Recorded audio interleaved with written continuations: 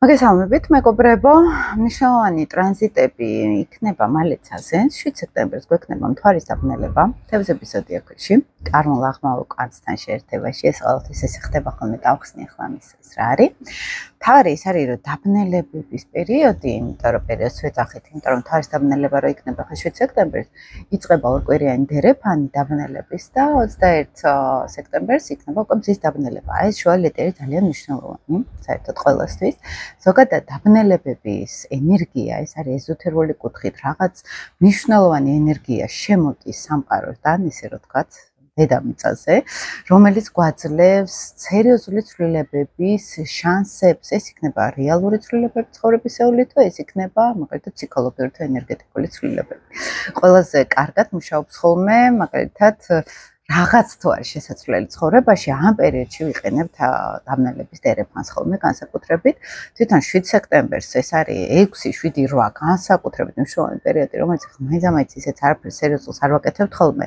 განსაკუთრებით თუ არის რაღაც ისეთ სერიოზული გადაწყვეტილებები, თვითონ დაბნელებების დღეს და წინა პლუს მინუს დღეებში, ხომ? ეს არის, იმიტომ რომ იმდენად ენერგეტიკულად დატვირთული არის ეს დღეები, რომ ცოტა შეიძლება რაღაცები ისე აღარ წავიდეს მერე, თუმცა აი ეს ჩემი კოტიტა გოგო, ჩემი პატელა ქუჩის გოგოლო იყო, მოყვანილი მყავს ზის დაბნელებაზე, თან ვიცოდი რომ მივდიოდი ამის წამოსაყვანად, რომ აი ზის დაბნელებაა, მეთქი, რას ვაკეთებ, მაგრამ ყველაფერი კარგად არის და არაფერი ისეთი არ მოხდა, მაგრამ როგორც წესი, დაბნელებაზე თუ რაღაცა ხდება ხოლმე ძალიან მნიშვნელოვანი არის. რაღაცა ახალ ციკლს რთავს დაბნელება, ახალ კარმულ ციკლს რთავს და ესე ვეძახით კარმულს.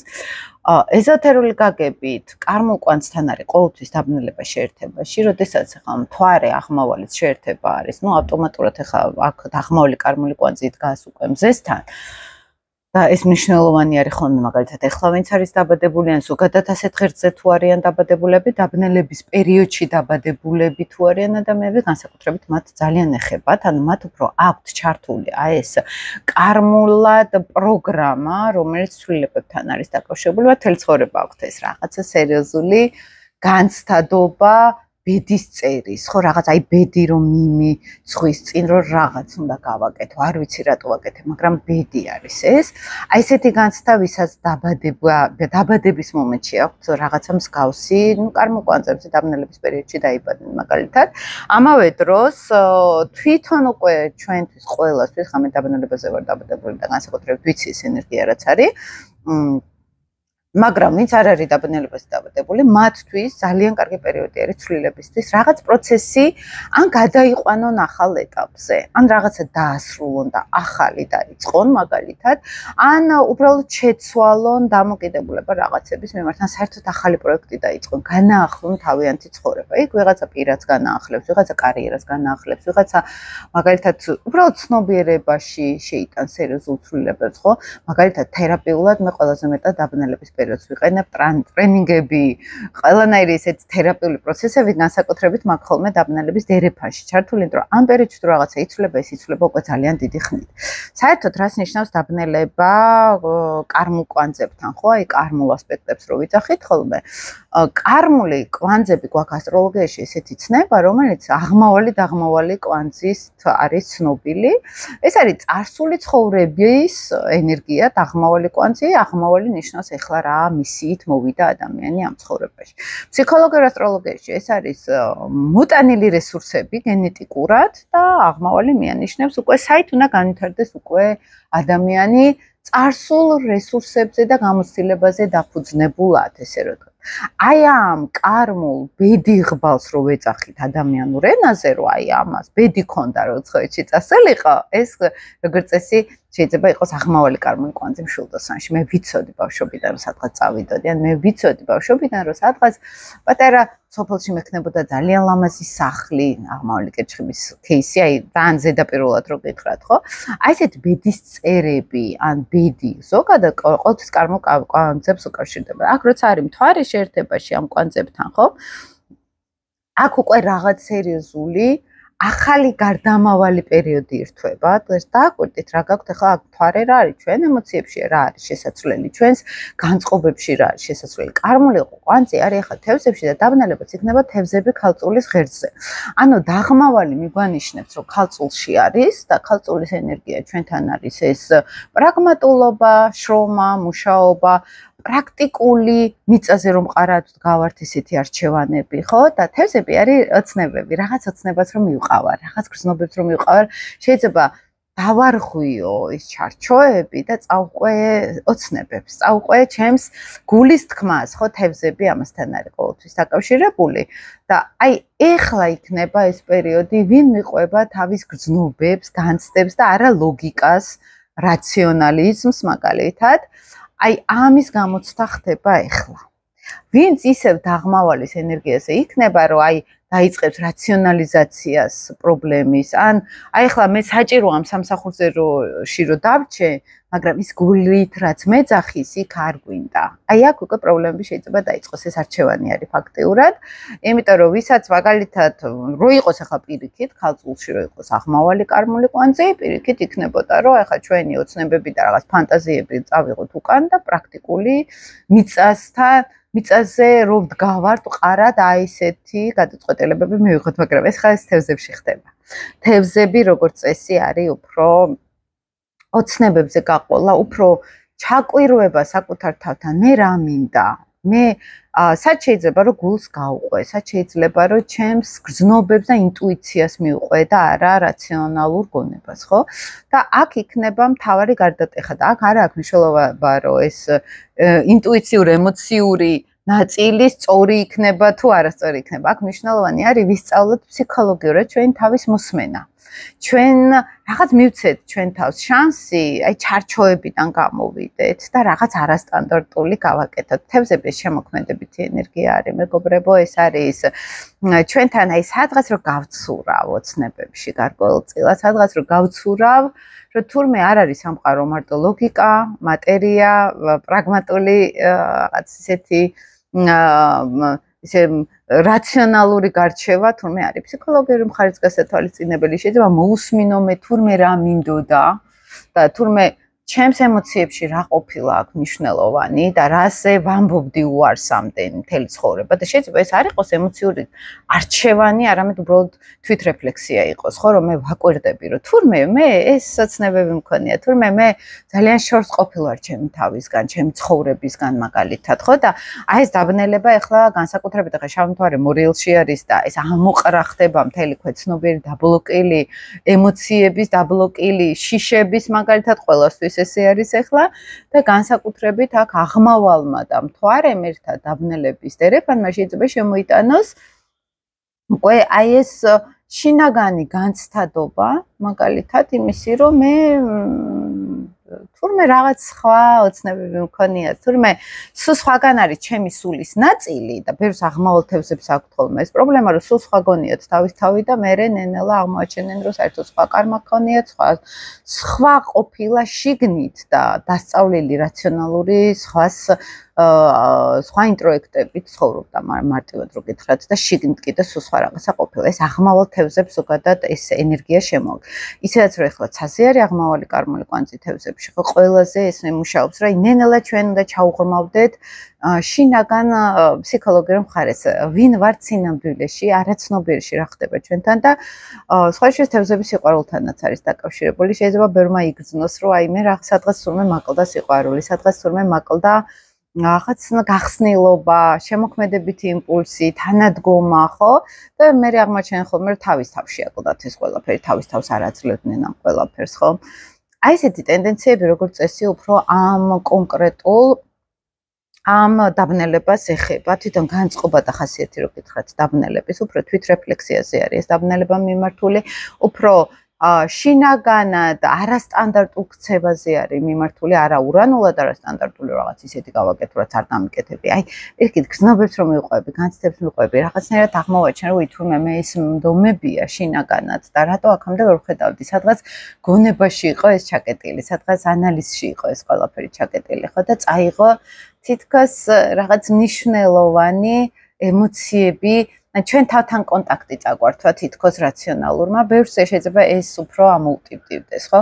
თან აქ არის თევზებში ეს ყველაფერი და იმ ზის თევზებზე განსაკუთრებით ამ პერიოდში, ამ გრადუსებზე ხაც 16 გრადუსზე იქნება აქ დაბნელება და განსაკუთრებით შუა პერიოდში ვინც არის მაგალითად თევზები დაბადებული, განსაკუთრებით შეიძლება მათ შეეხოთ ეს, იმიტომ რომ ესეთი პირდაპირ დაბნელება მათთან ხდება, ხო? ანუ მათ ნიშანში ისე თევზები ქალწულის ღერძი არის აქ ჩართული, მაგრამ იდეა მინდა ზოგადი გითხრათ, რომ ეს არის არჩევანი რაციონალურ დასწავლის საზოგადოება რა სიტყვის თემასა და ამის მიღმა თურმე მე რა მინდოდა. იცით როგორ რაღაც არის თევზები, აი ადამიანი რომ მოდის რაღაც ძალიან პრაგმატულად მაღალანაზღაურებადი სამსახურიდან და მიდის სადღაც კუნძულზე და თავის გემოზე იწყოს ცხოვრებას და ყველას რო უყურს რომ აი როგორი კარიერა და კარგავლა და მე როგორი ეს არის უბრალოდ თევზური იმპულსი. ჩემი სულიერი სიმშვიდისთვის წავედი ესეთ ადგილას. მე სადღაც ენერგეტიკულ დონეზე ну ბერისა და რაღაც ესეთ მუშაკის კომბინაცია ხა თევზი ქალწული და აი აქ როცა შინაგანი მოსმენა ხდება, აი ამ შინაგანი ხმის, რომელსაც საერთოდ სხვა რაღაცა უნდა და აქ არ არის მიწაზე მყარა დგომა, სულიერი სიმშვიდისთვის მიდის ხა. აი ეს ენერგიები იქნება ახლა აქ ჩართული ვიღაცა თავის შინაგანში იპოვის სულიერ, მაგალითად, თურმე რაღაცა სხვა სად რას მამშვიდებს, მაგალითად, ხა.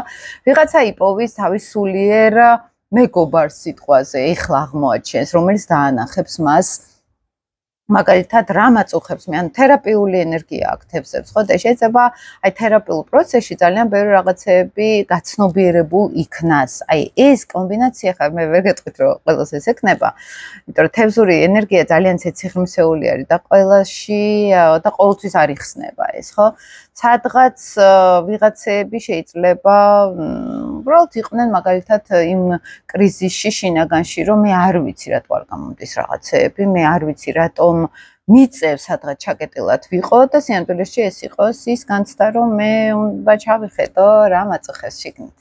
ამიტომ განსაკუთრების ტრენინგების თემა დაბნელებებზე მაქვს. ვაკვირდები ყოველთვის ყველაფერს დაბნელებაზე რაც ხდება. ჩემ ემოციებს ვაკვირდები მაგალითად. აი არ ვაკეთებ უშუალოდ დაბნელებაზე რაღაც ისეთ მნიშვნელოვანს, ხო? აი შეიძლება დაბნელებაზე არ ვიმგზავრო შორი გზაზე სიტყვას. თუმცა მე არ მეშინი არაფერს და ისეც არ ვითვალისწინებ ხოლმე, მაგრამ თუ არის საშუალება, შეიძლება წავიდე უფრო 5-ში სადმე ან 9-ში ვიდრე ახლა შუა დაბნელებაზე, ხო? მინიმუმ განწყობა შეიძლება არ მქონდეს ისეთი კარგი, როგორც სხვა დროს, ხო? აი ესეთი რაღაცეები ეს ძალიან ტექნიკურ საკითხებს დაბნელების დერეფანში ვითვალისწინებთ, რომ მართლა ძალიან ენერგეტიკულად დატვირთული არის ეს დღეები. და მე ხა თქვენ რასაც გეუბნებით, კი წერია წაკითხული მაქვს, ამას არ გეუბნებით, აი მართლა დატესტილი მაქვს ძალიან ბერჯელ დაბნელების პერიოდში და მართლა ესე ყოფილა, იცით, ტრანზიტებს უყურებდი და მართლა არის მნიშვნელოვანი, ვინც გრძნობს ამ ენერგიებს, ვისაც აქვს შინაგანი კონტაქტი საკუთარ ემოციურ სამყაროსთან და გარე სამყაროსთან, მათ ისინი უფრო კარგად გრძნობენ ხოლმე ამ დაბნელების დერეფანს. მე რასაც ვაკვირდები ხარ როგორც დაბნელებაზე დაბადებულს და თქვენ შეიძლება ვინც ამ პერიოდში ხართ დაბადებული, ძალიან გრძნობდეთ. განსაკუთრებით რომ რაღაც სერიოზული იცვლება თქვენ ცხოვრებაში, ან თქვენ განწყობებში, ემოციებში, შეიძლება ფიზიკურად არაფერი, მაგრამ შიგნით ან ახალი გეგმების დასახვა გსურთ, ან ცხოვრების დაწყება თავიდან გსურთ. ყველაზე იქნება ეს, რომ დაბნელების დერეფანში დაბადებულს განსაკუთრებით აქვს ხოლმე ეს განცდები, რომ რაღაც ძალიან მინდა შევცვალო, ხო? თვითონ დერეფანის პროცესი, აი, როდესაც დერეფანზე ვლაპარაკობ, ეს იგულისხმება ის ორკვირიანი შუალედი, ამ ორი კვირის განმავლობაში რაც ხდება, ეს არის ფაქტი როგორ რაღაც იცით რომ ძალიან დიდი ხნის განმავლობაში იმუშავებს ამ დაბნელების ენერგეტიკას. ზუსტად ესეთი დაბნელება ახლა როგორც არის, იყო 18 წლის წინ. ყოველ დაბნელებას ახალი 18 წლიანი ციკლი შემოაქვს. 18 წლის განმავლობაში რაღაც ტენდენცია შემოდის. მაგალითად, ახლა მე თუ მიუხედავად იმისა, რომ თევზები ქალწულის გარდა საერთოდ პლანეტა არ მაქვს, აი თუ ახლა მე რაღაც ფსიქოლოგიური, რაღაც მნიშვნელოვანი გადაწყვეტილება მივიღე, ან ჩემ შინაგან ხმას უსმინე და გავყევი, გავბედე, ან გადავდგინა ბიჯი, ან უბრალოდ გავაცნობიერე რაღაც მნიშვნელოვანი. აი 18 წლის განმავლობაში აი ეს ახალი ენერგია პერიოდულად ნაკადივით შემოვა სულ ჩემ ცხოვრებაში მაგალითად, ხო? და სადღაც ეს მომცემ სერიოზულ ნელ, მაგრამ განვითარებას. ის გამოცდილება, რაც არასოდეს არ მქონია. ყოველი დაბნელება შემდგომი პერიოდის კიდე ახალ ციკლს ხვდავს და ესე ვიკინძებით ნელ-ნელა ხოლმე. ეს პერიოდი გამოსაყენებელია თუ რაღაცას დიდი ხანი ვერ ვცვლიდით, რაღაცაში გავიჭედეთ დიდხანს, ეს პერიოდი ძრავს რაღაც მნიშვნელოვანს. აი ამ უძრაობიდან გამოვყავართ. ამიტომ როცა ამბობენ ხოლმე, რომ აი დაბნელების პერიოდში საერთოდ არაფერი არ უნდა გავაკეთოთ, პირიქით მნიშვნელოვანი პროექტები, ოღონდ როგორი პროექტები იცით, აი რომელიც ძალიან სწორად იქნება გაცნობიერებული. ხო, ეს ისე არა, უბრალოდ ხა თუ რუკაში არ გვეკუთვნის და ვაკეთებთ, ის რა თქმა უნდა, ეხა პრობლემური იქნება. მაგრამ დაბნელების პერიოდში რაღაც ახალი პროექტი, ეს უკვე ნიშნავს ენერგეტიკულად დატვირთული არის ის მოვლენა. ან კარიერული, ან პირადი ცხოვრების მაგალითად, ან მეგობრებთან, ან საახლობლოსთან. ზოგს მაგალითად მოუწერია, რომ აი ოპერაციას გეკმავ დაბნელების ზონაში. ესე იგი რაღაც სერიოზულ კარმულს იშორებს და თან თუ მთვარესთან ახლოს არის უფრო ვიდრე მზესთან. ეს მთვარე უფრო რაღაცის დასრულებას, რაღაცის მთლიანად შეცვლას უწყობს ხელს და მზის დაბნელება ეს არის რაღაც ახალის დაწყება საერთოდ, ახალი ენერგიის შემოსვლა არის საერთოდ. მთვარის დაბნელება უფრო რაღაცა პროცესი რო იყო უკვე დაწყებული. აი ეს ლოგიკურ ფაზაში გადადის და იცვლის სახეს.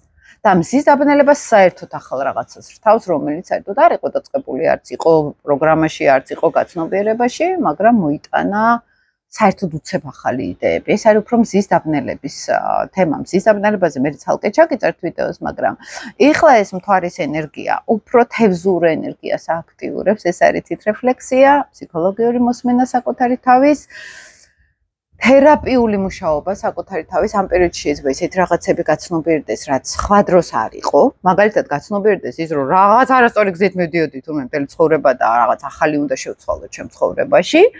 ან რაღაც ისეთი ვიპოვო ამ გაცნობიერებებში, ან ურთიერთობაში, ან ადამიანებში, ან სიტუაციებში, ან ჩემ თავში ბოლო-ბოლო, ხო, ისეთი რაღაც მნიშვნელოვანი ვიპოვო, რომელიც აქამდე არ ჩანდა და დაფარული იყო. იმიტომ რომ თევზებს შემოაქვს რაღაცის ამოყრა, რაღაც არაცნობიერიდან, რაღაც ისეთი ეგრძნობების და ემოციების ამოყრა, რომელიც რაღაცნაირად ჩვენ თავთან გვაახლოვებს. ეხლა განსაკუთრებით დაბნელების პერიოდში, ვინც მოდის პირად რუკაზე, იმათ ვაკვირდები.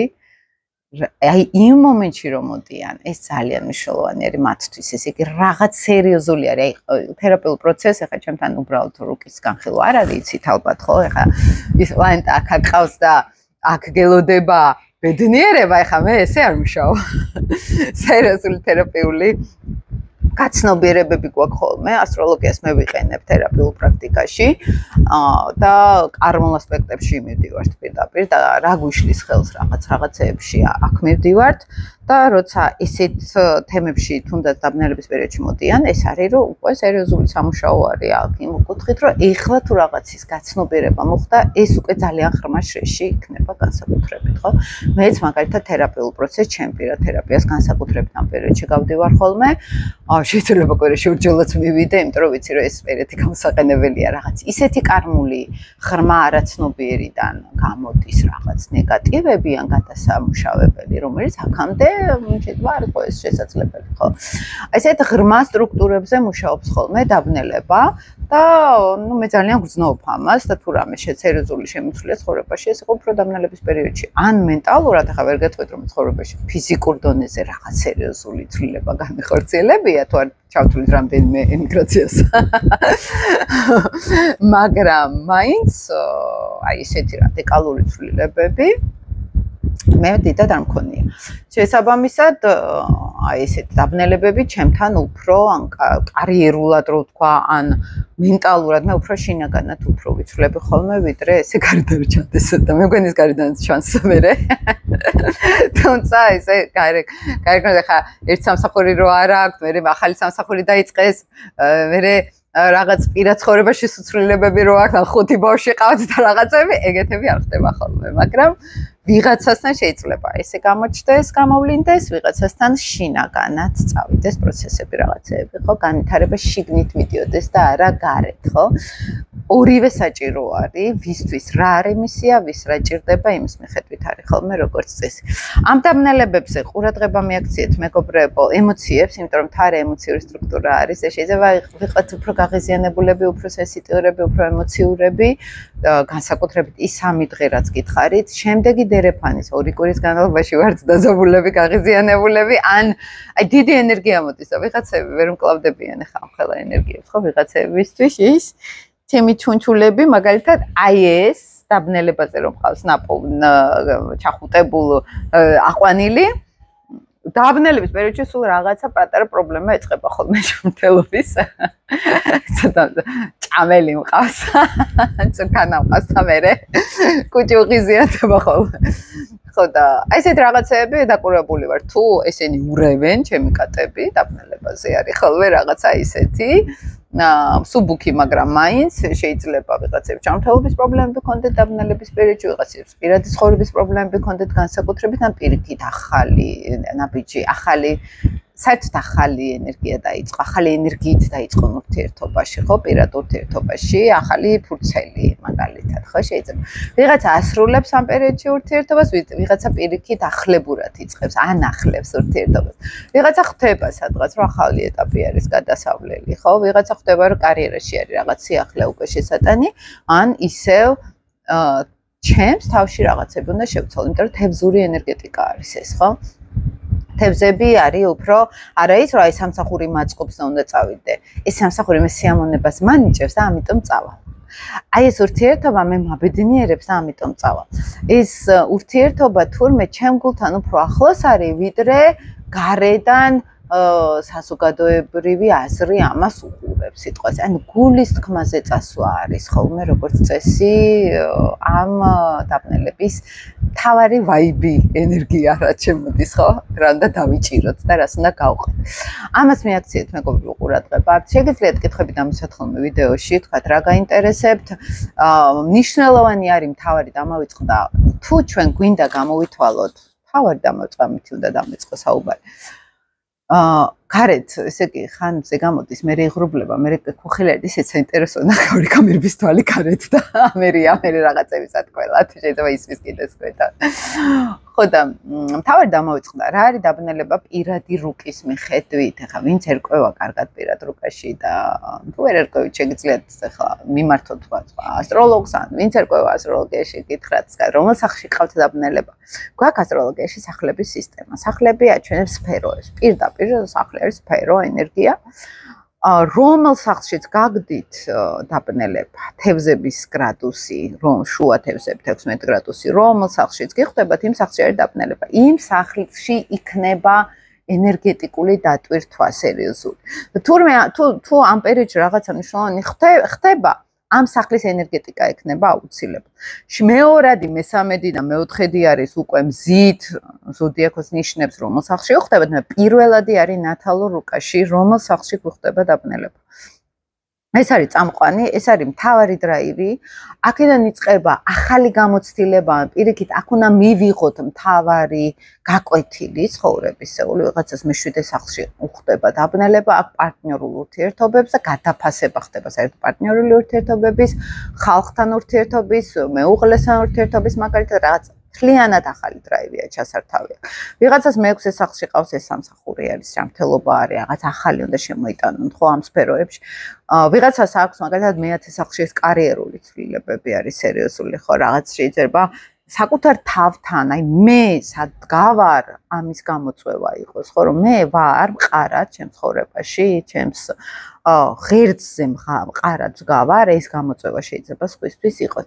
ამიტომ თავარი, აი ეს ახლა რაც მოგიყევით ეს თევზური ენერგეტიკა, მე ვუყურებთ უკვე პირად რუკაში რომელ სახლში ყავს. თუ იქ ასპექტები არის და თუ იქ პლანეტები არის, ეს უკვე სერიოზულად ჩართული არის, ეს უკვე მთელ ამ პლანეტის ენერგიას შემოიტანს, ეს უკვე ეხება ადამიანს ძალიან.